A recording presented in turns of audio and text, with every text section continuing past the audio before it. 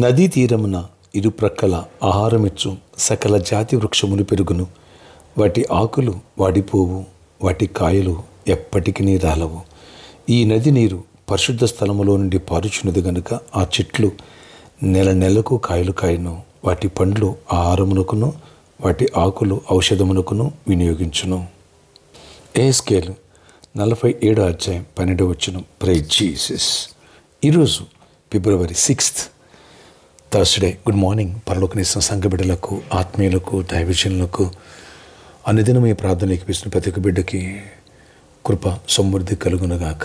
ఆమేన్. Friends, నిన్నటి దినమందు జీవజల నది, దేవుని మందిరపు గడప కింద నుంచి ప్రవహించే ఈ నది గురించి కొంత వివరించుకున్నాం. ఈరోజు ఆ నది ఇరుపక్కల ఆహారమిచ్చు సకల జాతి వృక్షాలు పెరుగుతాయంట. సకల జాతి. వాటి ఆకులు వాడిపోవట, వాటి కాయలు ఎప్పటికీ రాలవట. Praise Jesus. ఇక్కడ చూడండి, కారణం ఏంటి? ఇది ఆశీర్వాదం, బలమైన అభిషేకం, బలమైన దీవెన. ఈ అభిషేకం ఉన్నవాడు ఎప్పుడు కూడా కిందకు జారిపోడు, అలాగే వాడిపోడు. అంటే ఆత్మీయంగా వాడిపోడు, అలాగే ఆర్థికంగా వాడిపోడు. వాడిపోవటం అంటే ఆకు రాలిపోతాయి చూడండి, ముందు ముడుచుకుపోతాయి, తర్వాత రాలిపోతాయి. అలాంటిది పరిస్థితి ఉండదట. నెల నెలకి కాయలు కాస్తట.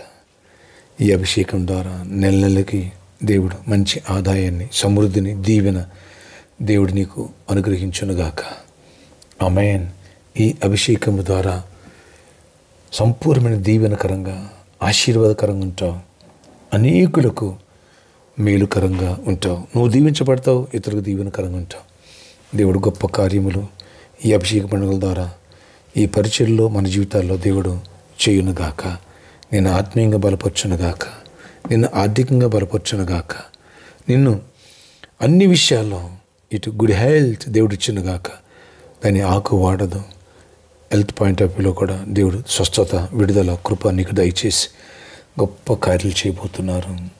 కారణం, ఈ నది నీరు పరిశుద్ధ స్థలములోండి పారుచుంది గనక అంటాడు.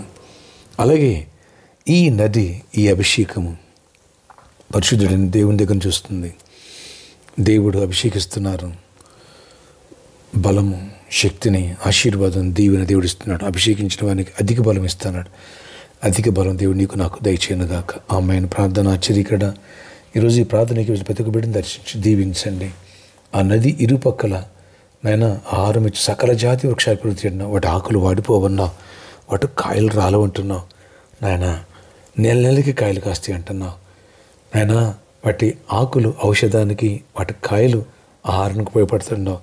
కనుక సమృద్ధిగా దీవించబడాలా, సంపూర్ణ ఆశీర్వాదం, అనేకులు దీవెనకరంగా మారాలి. ఇటు ఆత్మీయంగా, ఆర్థికంగా, నాయన ఆరోగ్యపరంగా అన్ని విషయాలు కూడా దీవెనిచ్చి ఇతరులకు దీవెనకరంగా మారాలి. గొప్ప కార్యాలు చేయండి. 6th ఆలివ్ ఆయిల్ ఎనెంటింగ్ ఫెస్టివల్ మమ్మల్ని సిద్ధపరచండి. ఎలాంటి ఇతర శక్తులు వాటి ప్రభావాలు ఎవ్వరూ పంచినవి చీకటి తొలగించండి. అనారోగ్యం స్వస్థపరచండి. వేళ్లతో ప్రతి అనారోగ్యం తీసేయండి. యేసు నామములో స్వస్థత, విడుదల కలుగునుగాక. చీకటి తొలగిపోనుగాక. పరిపూర్ణమైన విడుదల ఇవ్వండి. ప్రతి ఒక్కరిని కూడా దర్శించండి.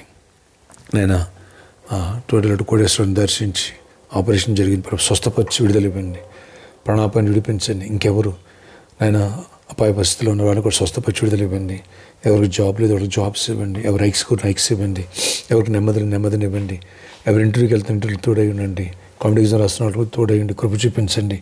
ఆయన చిన్న బిడ్డ ఎగ్జామ్స్ జరుగుతున్నాయి, వాళ్ళకి తోడయండి. జ్ఞానం వివేచన కృపనిచ్చి గొప్ప కార్యాలు చేసి మహిమ చెందండి.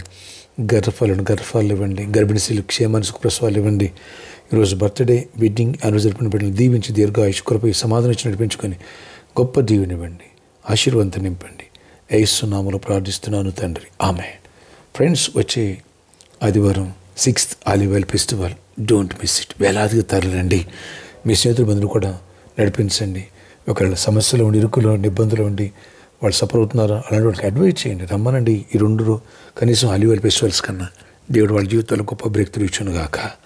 ఆమేన్. అలాగే ఫంక్షన్లు మనం 20 lakhs పే చేయాలి. ప్రేరేపించబడిన వాళ్ళు రేపు సాటర్డే ఎందుకు స్పాన్సర్ చేసి సహాయపడకూడదు? అటు శుభార్త కోసమా, లేదా ప్రామిస్ ల్యాండ్ కోసమా, లేదా ఈ ఫంక్షన్ హాల్ కట్టడం కోసమా? అలాగే